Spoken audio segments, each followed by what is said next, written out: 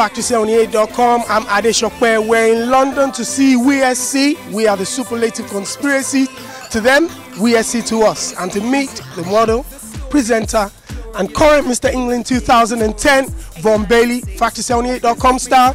Come follow me.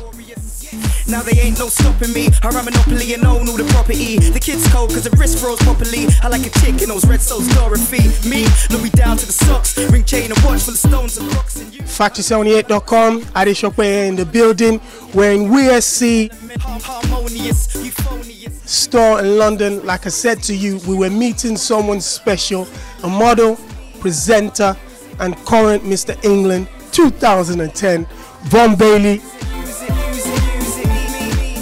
How are you doing? I'm good, man. I'm feeling good, feeling good. You know, it's an absolute pleasure to meet you. One of the reasons we've been chasing, look, we've done absolutely everything we could do to get you in to London today to speak to you, because your story is such an inspiration. First of all, to the people out there, viewers that don't know you or what you're about, just introduce yourself.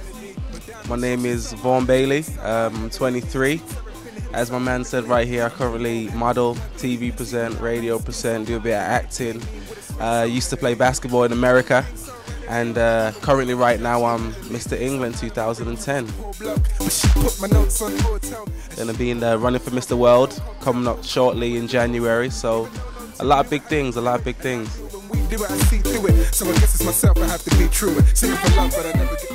You know, like the things you just said now, the story right now is fantastic. You're doing all these things, you're looking great, you're looking fantastic. But I want us to go to the journey that brought us here. What was it like growing up in Birmingham?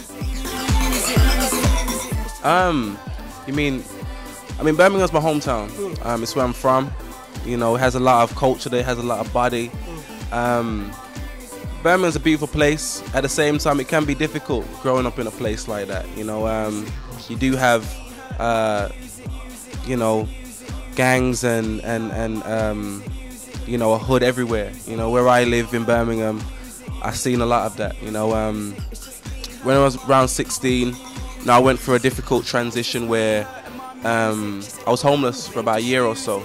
So I mean, for me to go from you know, stopping at various friends to being at a point where I'm at right now is incredible for me, and a huge achievement. You know, I haven't had it easy. I've had to go for a rough, rocky road, but it makes it more sweeter when you closer to the top. You know, so for me, that's a great feeling to know that I've worked so hard to be where I'm at right now. You mentioned the fact that you went through a dark time when you were 16. 16 years is probably the pinnacle of a man's formative year. You know, that's when people really become men. But at that time, you had your own struggles. You know, but I want people to understand that. How did you manage to motivate yourself and keep your eye on the prize during those dark days? I mean, that's exactly what it is. I had to keep my eye on the prize. You know, I've always come from a sporting background. I've always been kind of an athlete. So for me, basketball was my tool. You know, something that I stuck at very, very hard, trained day in, day out, hours, sweat, blood and tears every day. You know, music as well. Music is a very big part of my life.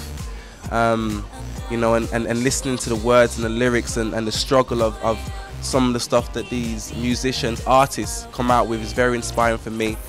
And you know, my motto is you have one life, so why settle for average? So ever since I drilled that into my head and realized that no one owes me anything and that I have to be a go-getter and get it myself, I just had that drive, man, that will to do everything and anything to be where I want to be and still maintain myself and not lose my identity. So yeah. You said the fact that you went from living rough on friends' floors and couches for a year and probably sleeping on the streets as well. But I never got to a point where I was sleeping on the street. But you know, I just struggled from friends a lot. You know, because obviously when you're at 16, you're a kid, you know what I mean? So I'm socializing with kids that are my age, and I can't really stay at their house for a long period of time, so I just moved around a lot. But that weren't easy because I had to grow up real quick. You know, I was a late bloomer, so I was one of the youngest of my year, you know what I mean? So I finished like school at like 15. So for me to go in my first year of college and be in a situation like that was very, very tough. Very, very, very tough.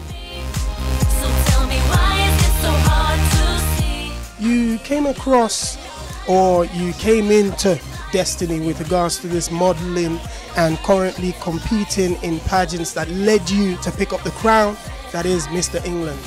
How did you get persuaded into, especially having a rough time at 16, persuaded to say you look good, you feel good, you can carry yourself well to compete in such competitions like, first off, Mr. Birmingham? Right.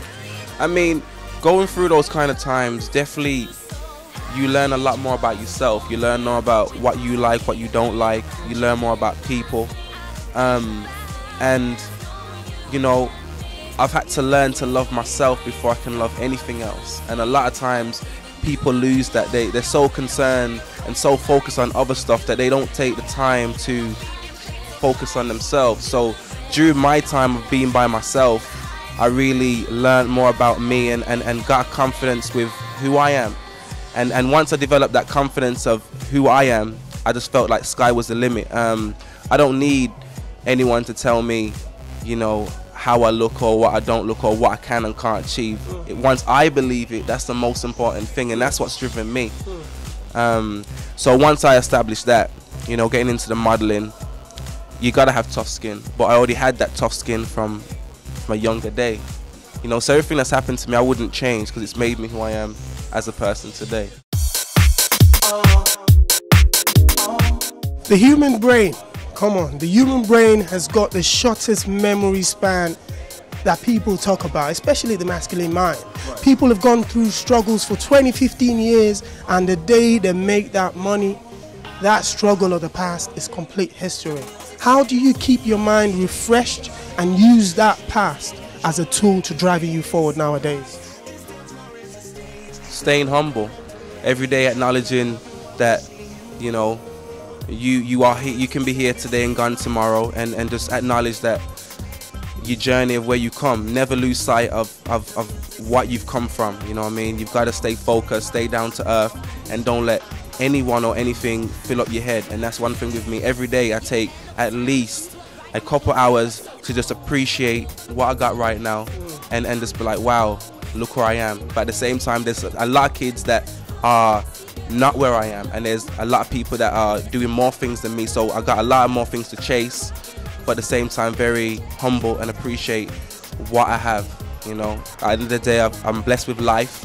I got, you know, 10 fingers and 10 toes, and I'm breathing. I'm in a lot better position than some other kids, so I got to appreciate that always. Now you're talking about the jobs are flooding in, you know, the contacts, the phone is ringing 24/7. I bet you need more than 10 fingers to answer your phone nowadays, just because of the, you know, the attention that you've drawn in the last couple of weeks or months as well. What are the projects that the fans out there can look forward to? Where do we look forward to seeing you rise and rise? I mean, there's a lot of things in the pipeline right now. I'm doing various charity campaigns. Right now I'm leading the Birmingham Children's Hospital to help raise $2 million. So I'm doing a half marathon for them on the 24th. You know, I'm going to be helping out The Big Issue and another charity called Crisis. I'm doing various campaigns, modeling wise. I'm going to be running a Mohawk campaign pretty soon. I got a show coming out in February. You know, by the end of the year, I'm looking at writing a book. You know, in the moment as well, I'm actually in the process of sorting something out with the government where I'm going into schools and helping the kids, but not just going there just to say hi, but provide them with a qualification that they can use. I mean, a lot of times people go into schools and it's just a meet and greet, you talk to them, and then the kids go back to their same life. So I want to, you know, provide them with something that they can use as a tool to progress.